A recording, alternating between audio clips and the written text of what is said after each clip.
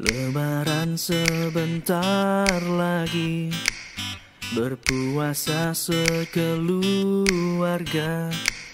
Sehari penuh yang sudah besar, setengah hari yang masih kecil.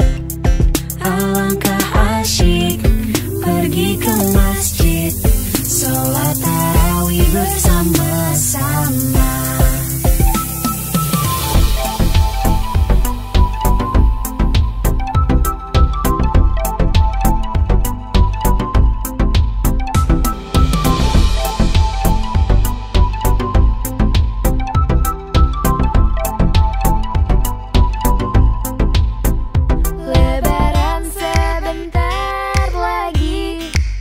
Berpuasa dengan gembira, menahan lapar, menahan nafsu, melatih diri sedari kecil, membaca Quran, salat tarawih, melatih iman sedari kecil.